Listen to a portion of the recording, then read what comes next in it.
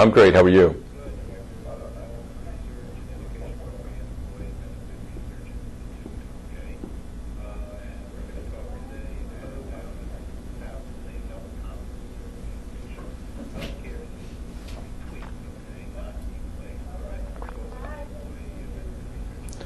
EBRI is a private, non-profit, nonpartisan research organization devoted to studying income security issues as they relate to employee benefits. We're not a lobbying organization, and we don't take positions on public policy.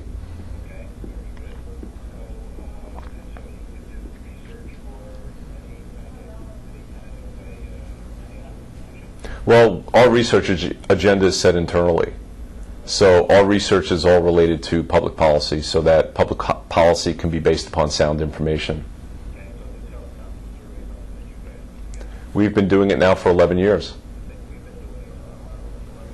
Yes. And I thank you for that.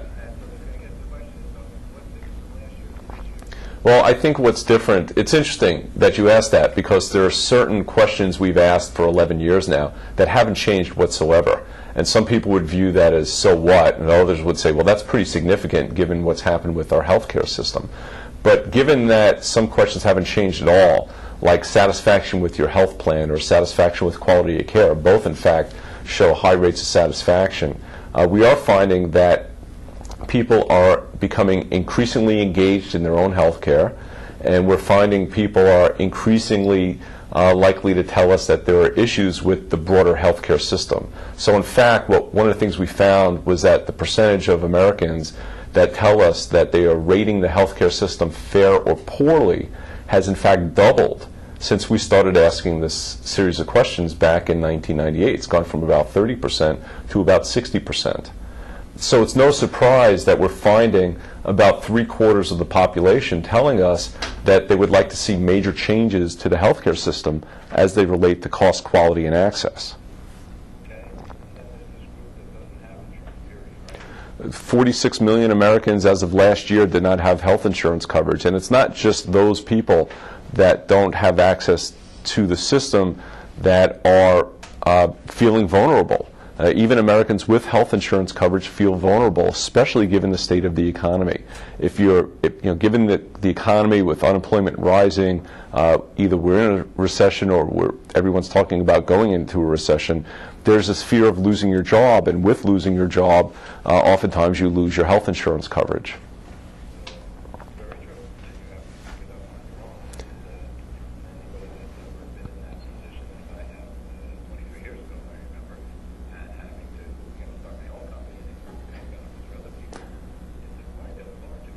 You either pick it up on your own, you go through COBRA if you're eligible for it, or if you have a working spouse, which many people do, you could often go to your spouse's health plan if you're not already covered by your spouse.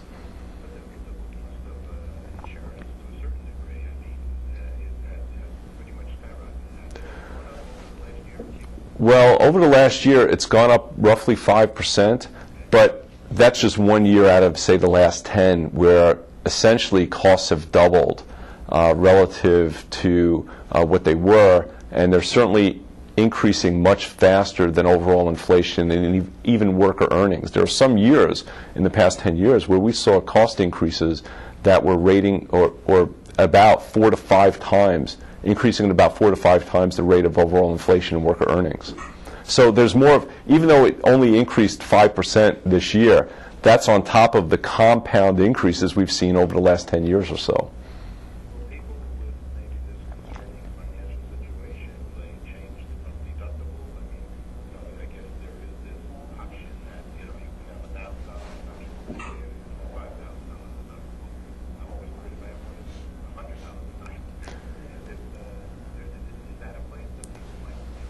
Well, what we're seeing is employers introducing plans with higher and higher deductibles. And in fact, this year we've seen the average deductible go up pretty substantially in most plans. And I think what employers and insurers are trying to do by raising deductibles is try to keep insurance premiums as manageable as possible, because you do have this inverse relationship between the two. Higher deductibles mean lower premiums, assuming everything else is unchanged.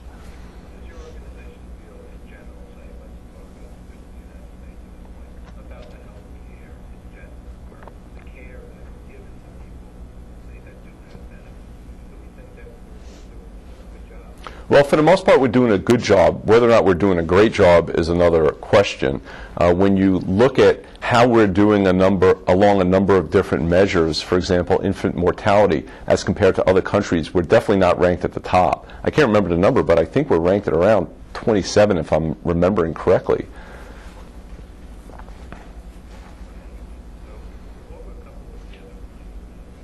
Well, one of the things we are finding is that consumers are becoming much more engaged in their health care, increasingly so. And there have been some substantial changes in this in just the last few years. More people telling us that they're talking to their doctor more carefully about treatment options and costs. More people telling us that they're going to the doctor only for more serious symptoms and conditions, and more people using generic drugs. The flip side is that we're also being told that a significant percentage of the population, 20 to 25%, are telling us that they're skipping doses or not filling prescriptions when they're needed. And that's a cause of concern.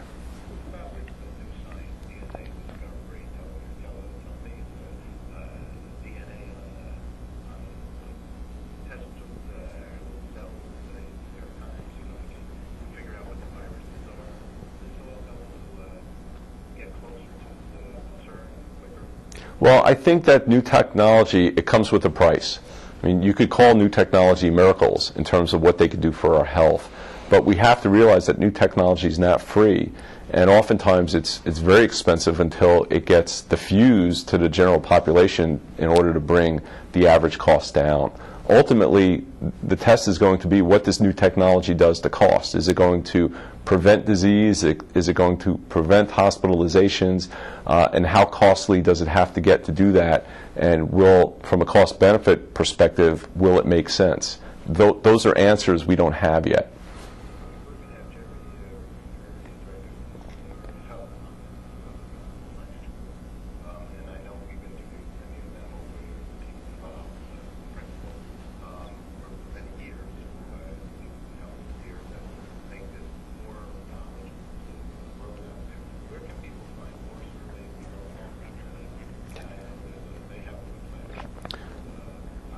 Yeah, if you want the survey results, go to www.ebri.org. If you want to learn more about the Principal Group, which is one of our funders, go to www.principal.com.